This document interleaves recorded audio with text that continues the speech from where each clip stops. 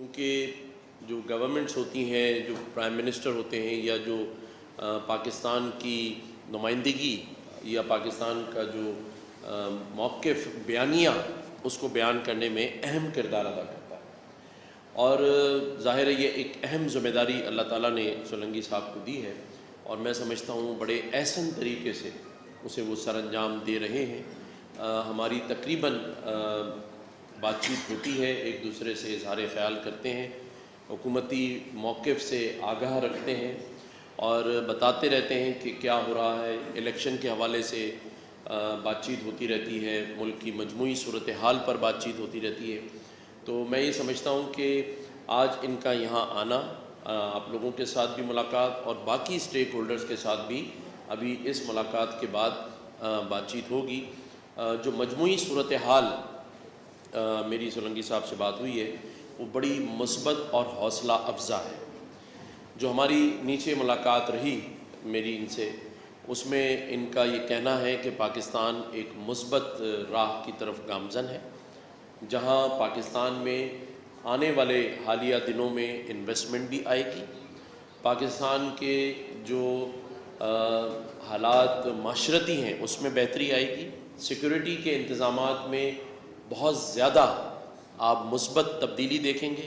Illegal immigrants کے حوالے سے بات چیت ہوئی ہے، حکومت کا موقف بڑا سخت ہے، اور یہ خوشخبری بھی ہے کہ جو پاکستان میں ڈالر اس وقت بلیک مارکیٹنگ کی وجہ سے بہت اوپر جا رہا ہے، وہ بہت جلدی 250-255 سے نیچے آنے والا ہے، اور جو ہمارے گلف کنٹریز کے بھائی ہیں، یو اے ای اور سعودی عرب، خاص طور پہ چائنا اور ترکیہ، وہاں سے مثبت جوابات کے بعد آئندہ آنے والے دنوں میں پاکستان کے اندر معیشت میں بہتری لانے میں ان کا اہم ترین کردار ہوگا۔ تو یہ وہ ساری باتیں ہیں جو کہ انفارمیشن منسٹری کے ساتھ جو باقی ڈپارٹمنٹس ہیں وہ شیئر کرتے رہتے ہیں۔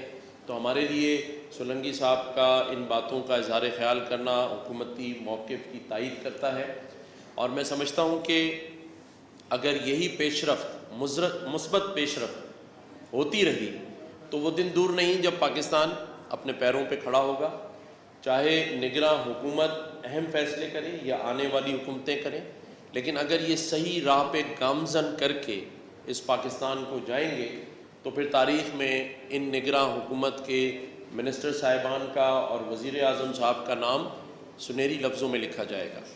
میں یہ اس بات پر بھی یقین رکھتا ہوں کہ جو ٹیم اس وقت پاکستان میں کام کر رہی ہے، جو کہ نگراں وزیر اعظم کی قیادت میں، انوار اللہ کاکڑ صاحب کی قیادت میں جو فیڈرل منسٹرز، فیڈرل کابینہ کام کر رہی ہے، اسے ہم اسی نظر سے دیکھتے ہیں کہ وہ پاکستان کی بہتری اور خوشحالی کے لیے کام کر رہے ہیں۔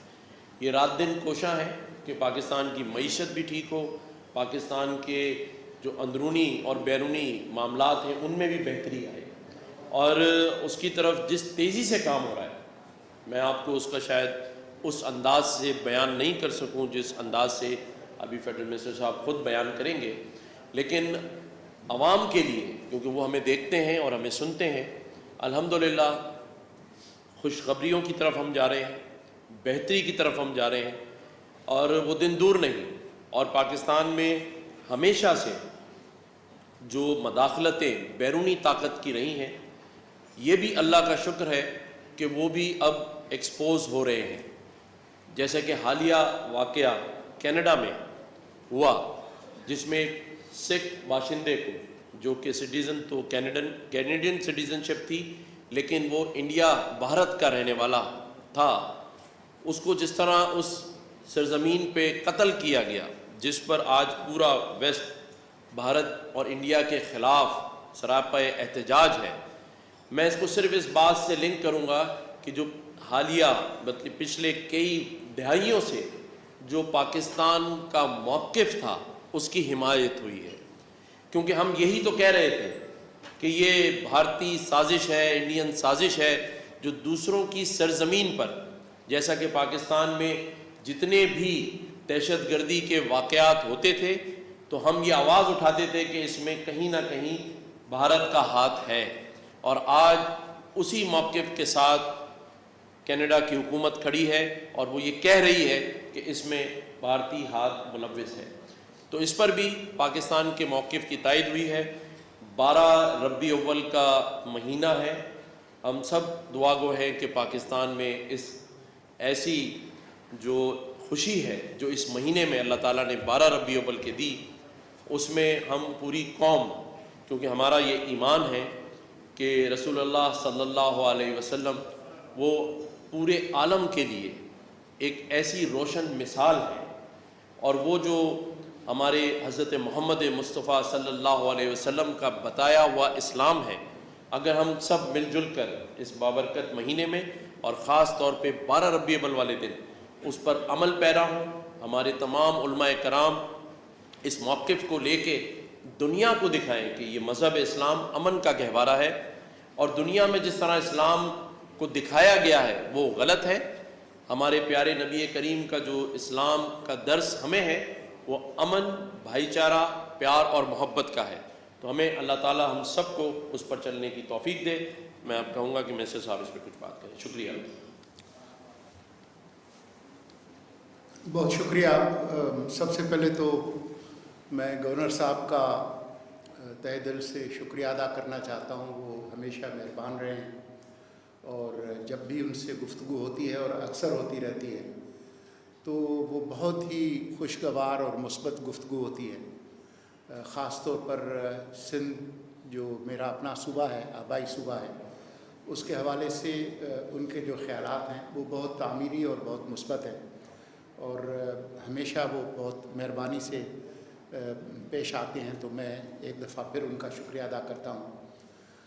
جو نگران حکومت ہے جس نے 17 اگست کو حلف لیا، تقریب حلف برداری، یہ ایک آئینی اور قانونی حکومت ہے. ہم لوگ کسی ٹرک پہ چڑھ کے اقتدار پہ قبضہ نہیں کیا. آئین اور آئینی عمل کی پیداوار ہے. آرٹیکل 224 میں جو ترمیم ہوئی تھی 18ویں ترمیم کے نتیجے میں، اس کے نتیجے میں ہم لوگ ہمارا وجود قائم ہے. تو یہ ایک آئینی اور قانونی حکومت ہے. تھوڑی سی مختلف ضرور ہے کہ روایتی طور پر 2 یا 3 مہینے کے بجائے یہ کچھ تھوڑی سی لمبی ہو گئی ہے، لیکن اس کے جو وجوہات ہیں وہ آپ کے علم میں ہے کہ جو پچھلی پارلیمان تھی اور جو پچھلی مشترکہ مفادات کونسل تھی، انہوں نے 2023 کی جو مردم شماری کے نتائج اس کا اعلان کر دیا اور اس کی سرکاری طور پر اس کو پبلش کر دیا. آئین کا آرٹیکل 51(5) جو ہے وہ بہت وضاحت کے ساتھ کہتا ہے کہ الیکشنز آخری سرکاری طور پر پبلشڈ نتائج پر ہوں گے. تو کیونکہ مشترکہ مفادات کونسل اور پچھلی حکومت یہ کہہ کے گئی ہے، اعلان کر گئی ہے کہ اب آخری جو مردم شماری ہے وہ 2023 کی ہے. تو کیونکہ اس کی حلقہ بندی نہیں ہوئی تھی تو وہ الیکشن کمیشن کے پاس اور کوئی راستہ نہیں تھا کہ وہ حلقہ بندیاں کرے. اور حلقہ بندیوں پر بھی اس طرح سے اعتراض نہیں ہوا، اس پر ہوا کہ جی آپ جلدی کریں. لیکن جو اچھی بات ہوئی ہے وہ یہ ہے کہ اب الیکشن کمیشن اعلان کر چکی ہے کہ 27 ستمبر کو جو پہلے نتائج ہیں، جو پریلیمنری عبوری نتائج ہیں، اور 30 نومبر کو حتمی نتائج کا اعلان ہوگا. الیکشن ایکٹ 2017 کے تحت یہ بہت وضاحت سے لکھا ہے کہ 54 دن کم از کم الیکشن کی جو مہم ہے، انتخابی مہم، اس کے لیے جماعتوں کو ملیں گے. تو اب کل انہوں نے یہ بہت وضاحت سے کہہ دیا ہے کہ جنوری کے آخری ہفتے میں عام انتخابات کا اعلان ہوگا پورے ملک میں ایک ساتھ. تو میں تو اس پر بہت خوش ہوں. شاید وہ لوگ خوش نہ ہوں جو اس طرح کی افواہیں پھیلا رہے تھے کہ یہ لوگ جو ہے وہ تو یہاں سے جانے والے نہیں ہیں، ان کو کرسی کچھ زیادہ ہی اچھی لگ گئی ہے، کوئی مقناطیس لگ گیا ہے اس کرسی کے ساتھ. تو اس طرح کی کوئی بات نہیں ہے. ہم سب لوگ اس پر خوش ہیں. ہماری جو ذمہ داری ہے وہ الیکشن کی تاریخ دینا نہیں ہے. الیکشن ایکٹ کے تحت یہ ذمہ داری الیکشن کمیشن کی ہے.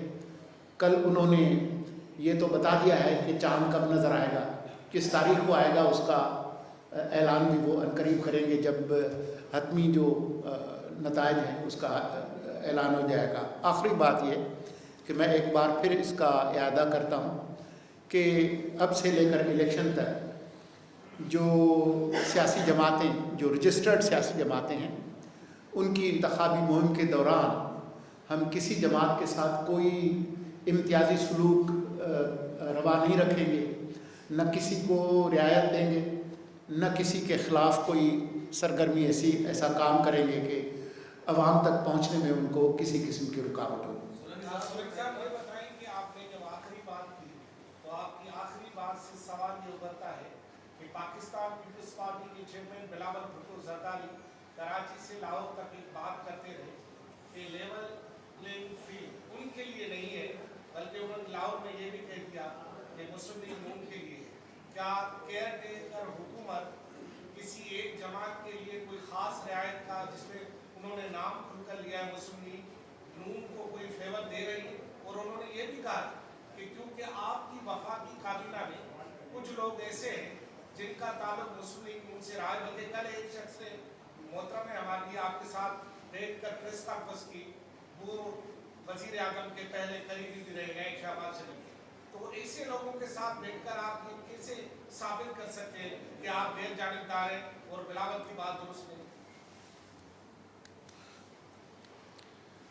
پہلے تو بلاول بھٹو زرداری صاحب کو جس کو کہتے ہیں نا بلیٹڈ سالگرہ مبارک ہم کہیں، وہ پاکستان کی ایک بہت بڑی سیاسی جماعت کے سربراہ ہیں، جہاں ایک شہری کو اپنی رائے دینے کا حق ہے اور آپ جیسے صحافی کو سوال کرنے کا حق ہے، تو اتنی بڑی جماعت کے سربراہ کو اگر کوئی دل میں کوئی رنجش ہو، کوئی تحفظات ہوں، کوئی شکایت ہو، تو یہ ان کا حق ہے، تو میں ان کے اس حق کا احترام کرتا ہوں۔ لیکن میں آپ کو کچھ حقائق بتا دیتا ہوں۔ میرے خیال میں اس وقت جو وفاقی کابینہ ہے، اس کے جن ارکان پر کچھ لوگ اعتراض کر رہے ہیں کہ ان کا تعلق کسی خاص جماعت سے ہے، آپ نے ایک حوالہ بھی دیا، تو میں پہلیاں بجھانے کے بجائے صاف بتا دوں۔ آپ کا اشارہ فواد حسن فواد کی طرف تھا، جو کہ نجکاری کے وزیر ہیں، جنہوں نے کل میرے ساتھ پریس کانفرنس کی۔ کوئی 35 سال تک فواد حسن فواد جو ہے وہ سول سروس میں رہے ہیں، اور ان 35 سالوں میں پنجاب میں ان کی سروس صرف 6 سال اور 10 ماہ تھی۔ انہوں نے اکبر بگٹی کے ساتھ بھی کام کیا ہے، مکسی صاحب کے ساتھ بھی کام کیا ہے، مختلف حکومتوں میں کام کیا ہے۔ جو سول سرونٹ ہیں بیچارے، ان کے پاس یہ اختیار نہیں ہوتا کہ وہ کس کے لیے کام کریں، کس کے لیے نہ کریں۔ لیکن یہ بات کہ جی فواد حسن فواد کا تعلق کوئی نون لیگ سے ہے، تو نگران حکومت آنے سے پہلے جو حکومت تھی اس میں بڑا حصہ نون لیگ کا ہی تھا، اور شہباز شریف کا تعلق نون لیگ سے ہی ہے۔ تو فواد حسن فواد نے اگر نون لیگ کا وزیر بننا تھا تو وہ 16 مہینے کے لیے وزیر بنتے، وہ 3-4 مہینے کے لیے وزیر کیوں بنتے؟ دوسرا میں آپ کو یہ بتاؤں کہ فواد حسن فواد وزیر بننے سے پہلے ایک ایکسرسائز ہو رہی تھی، آپ بہت باخبر صحافی ہیں، ایک ری امیجننگ پاکستان ایکسرسائز چل رہی تھی، اس کا بھی وہ ایک اہم حصہ تھے۔ اور اس ری امیجننگ پاکستان کی جو ایکسرسائز میں جو لوگ تھے، ان کی طرف نون لیگ کا جو رویہ تھا وہ کوئی بہت مثبت نہیں تھا، وہ ان کے سخت شاکی تھے، لندن والے بھی اور لاہور والے بھی۔ تو میں سمجھتا ہوں کہ یہ اس شخص کے ساتھ زیادتی ہے جس نے اتنا عرصہ جیل میں گزارا، ان پہ کوئی چیز ثابت بھی نہیں ہوئی۔ تو میں نہیں سمجھتا کہ یہ بالکل ایسا ہی الزام ہے کہ پیپلز پارٹی کی جو 2008 اور 2013 کی حکومت تھی، اس میں یہ ناچیز جو ہے وہ ریڈیو پاکستان کا ڈائریکٹر جنرل تھا۔ تو اب میں وفاقی کابینہ میں بیٹھا ہوں تو میں آپ کو یقین دلاتا ہوں کہ میں پیپلز پارٹی کی نمائندگی نہیں کر رہا۔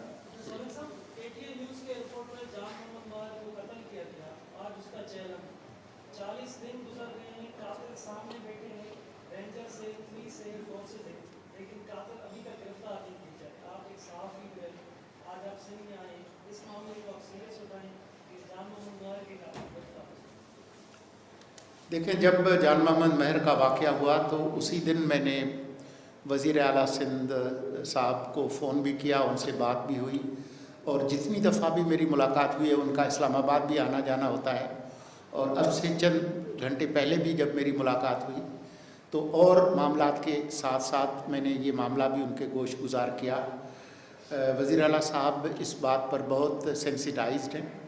ज़ाहिर है कानून का जो एक प्रोसेस है, हमारी ख्वाहिश तो होती है कि जल्द इंसाफ मिल जाए, कभी कभार देर भी हो जाती है, लेकिन मैं आपको यकीन दिलाता हूँ कि मैं और आप भी इस पर खामोश नहीं रहेंगे। हम मिलकर कोशिश करेंगे कि जान मोहम्मद महर के जो कातिल हैं उनको सिर्फ सज़ा न मिले, बल्कि जान मोहम्मद महर के जो लवाहकीन हैं उनको इंसाफ भी मिले और उनके उस ख़ानदान के लिए भी हम कुछ कर सकें।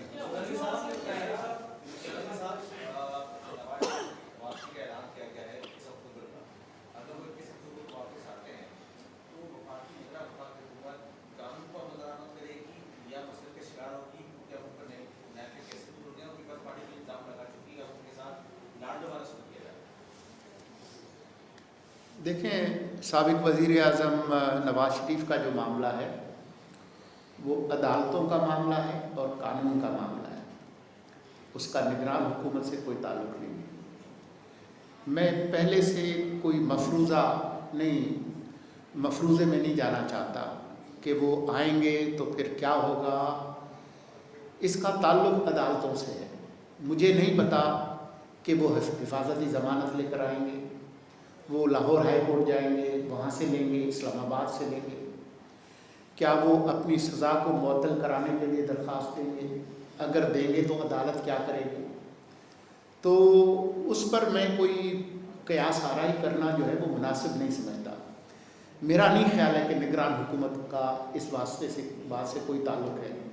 आपने पिछले दिनों देखा कि सुप्रीम कोर्ट की जो पिछली जो क़यादत थी जनाब बंदियाल साहब की, उस ज़माने में वो जाते जाते एक जुमे के रोज़ जो 3 रुकनी बेंच का जो इख्तलाफी फ़ैसला था, एक रुकन का कुछ और बात मौक़िफ़ था और 2 अरकान का, और जिसमें वो नैब तरामीम के हवाले से एक फ़ैसला दे गए। आपने देखा कि उस फैसले आने के बाद नैब हरकत में आई और उन तमाम जमातों के कायदीन के ख़िलाफ़ एक कार्रवाई शुरू हो गई जिनके हवाले से इल्ज़ाम है कि हम उनका तसलसल है। तो हमने तो इस पर कुछ नहीं किया। अब मुझे नहीं पता कि कल क्या होगा, मुझे नहीं मालूम कि यही जमातें जो अब मुतासर हुई हैं और उनके ख़िलाफ़ सरगर्मी हुई है वो अदालत में जाएंगी, क्या होगा। तो बहुत सारी जो बातें हैं उस पर हम क़यास आराई से गुरेज करेंगे। सोशल मीडिया के हवाले से एक बड़ा रेवोल्यूशनरी टूल है इस सदी का, और हम देख रहे हैं कि अब मेन स्ट्रीम मीडिया के बराबर आके खड़ा हो गया है। कोई रूल्स एंड रेगुलेशन उसके वाज़े नहीं है अब तक। हमने पिछली हुकूमत, मेरी मुराद 2018 की हुकूमत है, हमने देखा कि उसने इसी टूल का फ़ायदा उठाते हुए एक बड़े तबके की जहन साजी की। गुज़िश्ता बल्दियाती इंतख़ाबात में भी उस टूल ने एक जमात को काफ़ी ऊपर कराची की सतह पर लेकर आई।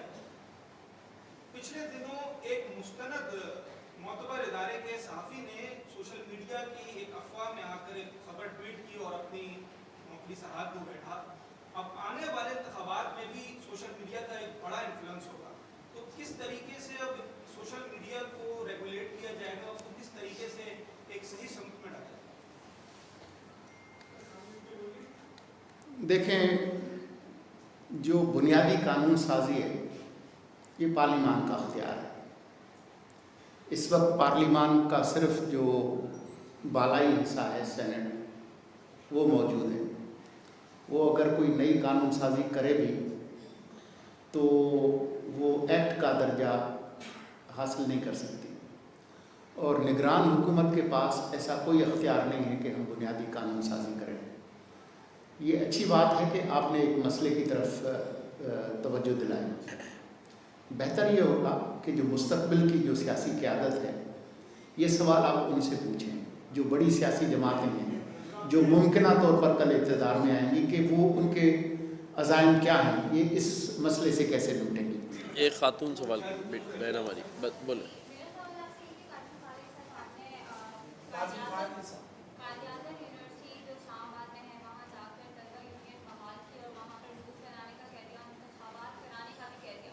तो मेरा सवाल आपसे ये है कि वफाकी हुकूमत कब तक जो है वो ये इंतखाबात कराएगी और क्या इसका असर पूरे मुल्क की जामियात पर होगा? दूसरा ये कि आप भी लेबर लीडर रहे, आपकी तकारीर गुजर रहे स्टील मिल में, आप अच्छे स्टेट सेक्रेटरी रहे।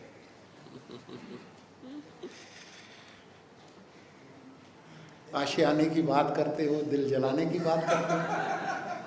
हादसा था, गुजर गया होगा, किसके जाने की बात करते हो। मेरी बहन ने जो बात की, बहुत सारे लोग समझते हैं कि वज़ीर इत्तलात के पास तमाम इत्तलात होती हैं। ये बात दुरुस्त नहीं है। मिसाल के तौर पर मैं सफ़र में था, मेरे इल्म में नहीं थी ये ख़बर जो अभी आपने बताई, लेकिन बात यह है कि इस मुल्क में मार्शल लॉ नहीं है, इस मुल्क में आइन है, और इस मुल्क के जो बुनियादी इंसानी हुकूक के जो आर्टिकल्स हैं, आर्टिकल 8 से लेकर 28 तक ये जो 20 आर्टिकल हैं, ये आइन की रूह है। उसके अंदर ये हुकूक तमाम शहरियों को है। इज्तिमा की आज़ादी, तकरीर की आज़ादी, तहरीर की आज़ादी, तंजीम साजी की आज़ादी। तो मैं ज़ाती तौर पर समझता हूँ कि जो तलबा तंजीमें हैं वो हमारी जमहूरियत की पहली सीढ़ी है। तो उस हवाले से इज़्ज़त माब जस्टिस काजी फ़ाइज़ ईसा साहब, जिनका मैं बहुत एहतराम करता हूँ, अगर उन्होंने इस तरह की बात की है, मैंने ख़बर ये नहीं देखी, तो यकीनन इसके हवाले से कुछ न कुछ होगा। और मैं समझता हूँ कि जो मार्शल लॉ दौर में जो तलबा तंजीमों पर जो पाबंदी हुई है, उसके नतीजे में तलबा में मनफी सरगर्मियाँ बहुत बढ़ी हैं। इससे हमारे मुल्क की कोई खिदमत नहीं हुई। एक सवाल है,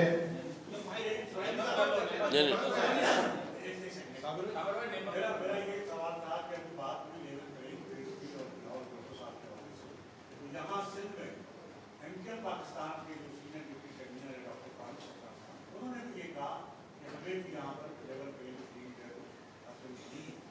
तो अच्छा, एमक्यूएम पाकिस्तान ने इलेक्शन कमीशन सिंध पर अदम एतमाद का इजहार भी किया। तो इस सूरत में कैसे आप उनके निगरान हुकूमत है और इलेक्शन कमीशन ने कराने, लेकिन उसकी निगरानी तो निगरान करने करनी है उसका सारा, तो कैसे आप उनको वो देंगे और जो अदम एतमाद का वो इजहार कर रहे हैं सिंध इलेक्शन कमीशन? एक बुनियादी उसूल मैं आपको बता दूं, निगरान हुकूमत ने इलेक्शन कमीशन की निगरानी नहीं करनी, इलेक्शन कमीशन ने हुकूमत की निगरानी करनी। इलेक्शन कमीशन बाख्तियार होगा तब आपके पास आज़ादाना मुनसिफाना इंतखाबात होंगे।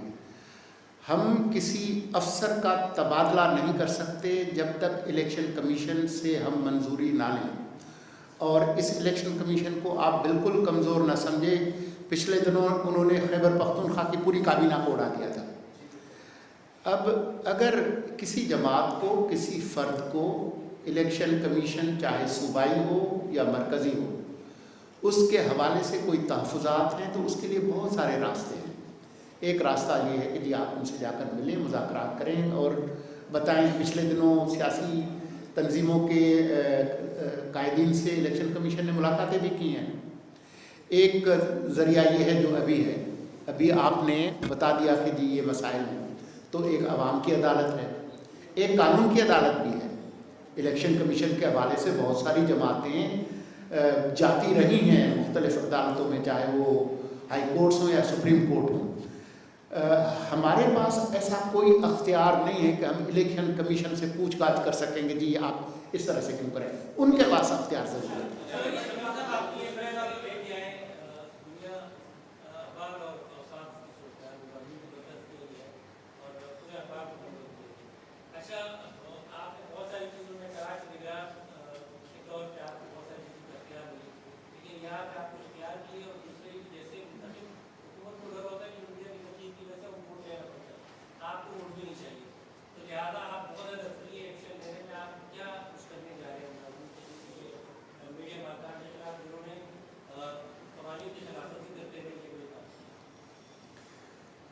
देखें, आपने ये बिल्कुल ठीक कहा कि ये दुरुस्त है कि हम निगरान हुकूमत हैं, लेकिन हम हुकूमत हैं। ये नहीं हो सकता कि हम किसी जिम्मेदारी से बच सकें। तो जो अखबारी मालकान और चैनल मालकान के हवाले से आपने इस प्रेस टॉक से पहले भी मेरे गोश गुजार किए हैं और हमारे जो प्रिंसिपल इंफॉर्मेशन ऑफिसर हैं उन्होंने भी आपसे बात की है। मैं आपको यकीन दिलाता हूँ कि हम इन लोगों के साथ बात करेंगे और कोशिश करेंगे कि कानून के अंदर रहते हुए जो वर्कर्स के जो मसाइल हैं उनके हल के लिए हम कोशिश करें। स्वर्गीय साहब,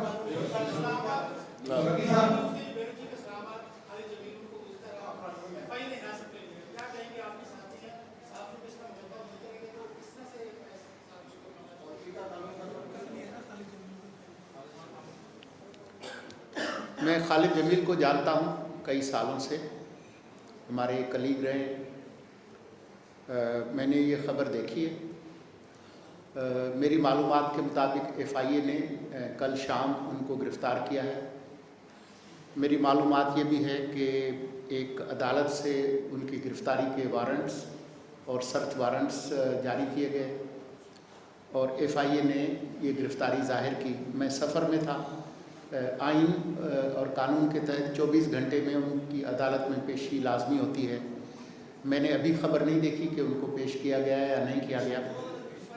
तो जो देखें, जिस कानून के तहत मेरे ख़्याल में पीका ऑर्डिनेंस एक्ट और PPC जो है पाकिस्तान पिनल कोड, उनके तहत उनकी गिरफ़्तारी अमल में आई है। अब जो कानून है वो अच्छा है बुरा है उसके बारे में मैं कुछ कह नहीं सकता क्योंकि निगरान हुकूमत ने नहीं बनाया। लेकिन अगर जो लॉ इन्फोर्समेंट के इदारे हैं वो कानून के तहत कार्रवाई करते हैं, अगर वो कोई ज़्यादती करते हैं तो अदालतों में ये मामला जाना चाहिए और हम अदालती उमूर में कोई मुदाखलत नहीं करना चाहेंगे। अगर उनके साथ किसी किस्म की ज़्यादती हुई है और मेरे इल्म में आती है तो कानून के अंदर रहकर हम उसको एड्रेस करने की कोशिश करें।